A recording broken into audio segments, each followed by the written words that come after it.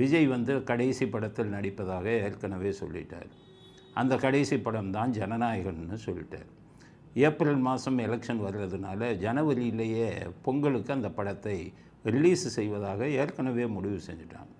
கிட்டத்தட்ட 1 மாதம் 2 மாதத்துக்கு முன்பாகவே ஜனவரி 9ஆம் தேதி ஜனநாயகன் ரிலீஸ்னு அறிவிச்சிட்டாங்க. ஜனவரி 9ஆம் தேதி எல்லா தியேட்டர்களையும் புக் பண்ணிட்டாங்க. அதாவது உதயநிதியின் ரெஜெயண்ட் தான் எல்லா தியேட்டர்களையும் ஆக்கிரமித்து கொண்டிருக்கிறார்கள். அதாவது இன்றைக்கி நிலைமை என்னன்னு கேட்டிங்கன்னா, சினிமா துறையில் உதயநிதி ஆதரவு இல்லாமல் எந்த படமும் ரிலீஸ் ஆக முடியாது. 2006லேருந்து 2011 வரை ரெஜெயண்ட்டோட ஆக்கிரமிப்பு அதிகமாக இருந்து சினிமா உலகமே நாசமாச்சு. அதுக்கப்புறம் 2011 ஜெயலலிதா வந்த உடனே தான் அதை சரி பண்ணாங்க. அதனால் இப்போ வந்து விஜய் மாதிரி பெரிய நடிகர்கள் நடிக்கும் படங்களுக்கு சில பண சக்தி படைத்த விநியோகஸ்தர்கள் எடுத்து தியேட்டரை வாங்கி ரிலீஸ் பண்ணுறாங்க. மற்றவங்கெல்லாம் பண்ண முடியாது. அப்படித்தான் விஜய் படத்துக்கு வந்து பெரிய தயாரிப்பாளர்கள், பெரிய லெவலில் இருக்கக்கூடிய விநியோகஸ்தர்கள் அந்த படத்துக்கு தியேட்டரை வாங்கி 9ஆம் தேதின்னு இது பண்ணிட்டாங்க. அதனால் நான் ஏற்கனவே உங்களுக்கு சொன்னேன், இவங்க இப்போ கெடுதல் பண்ணுறதுல மன்னர்கள்.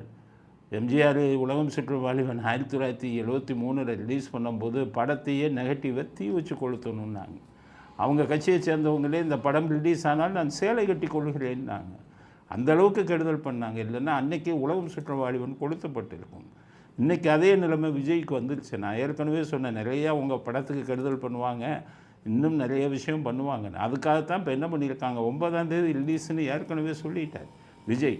இப்போ இவங்க என்ன பண்ணுறாங்கன்னா, ரெஜெயண்ட் பிக்சர்ஸ் தான் வந்து அதுக்கு வந்து விநியோகஸ்தர்களாக இருக்காங்க. பராசக்திங்கிற படம், அது வந்து சிவகார்த்திகேயன் நடித்த பராசக்தி படம்.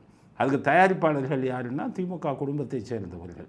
எப்போவுமே ஒரு பெரிய படம் வந்தால் மற்றவங்க விட்டு கொடுப்பாங்க. 2 பெரிய படங்களை ஒரே நேரத்தில் விட மாட்டாங்க, பெரிய அளவு நஷ்டம் வரும். ஆனால் இவங்க சரியாக ரெடியாக வச்சு அதை என்ன பண்ணுறாங்கன்னா, ஜனநாயகனுக்கு எதிராக 9ஆம் தேதி போட்டாங்க. இந்த பராசக்தி படத்தை ஜனவரி 14ன்னு போட்டிருந்தாங்க இப்போ கடைசி நேரத்தில் இன்றைக்கி அறிக்கை விட்டுருக்காங்க, 10ஆம் தேதியே ரிலீஸ் ஆகும் பராசக்தி. எப்போவுமே இப்போ பெரிய படங்கள்னா 9ஆம் தேதி ரிலீஸ் ஆனால் 4-5 நாள் தான் வசூல் சினிமாவில். இப்போ அந்த 4-5 நாள் வரக்கூடிய வசூலில் தான் ஒரு படம் நிற்கும், இல்லை கீழே விழுகும். அதனால் இந்த 4-5 நாள் வசூல் வந்து ஜனநாயகன் படத்துக்கு வந்துடக்கூடாதுங்கிற ஒரு கெட்ட எண்ணத்தில் பராசக்தியை 14ஆம் தேதி வர்ற பராசக்தியை 10ஆம் தேதின்னு சொல்லி அட்வான்ஸ் பண்ணி விஜய் படம் ஓடக்கூடாது, அதுக்கு வந்து கலெக்ஷன் அதிகம் வரக்கூடாதுங்கிறதை கெட்ட எண்ணத்தில் பராசக்தி படத்தையும் அன்னைக்கு மறுநாளே கொண்டு வராங்க.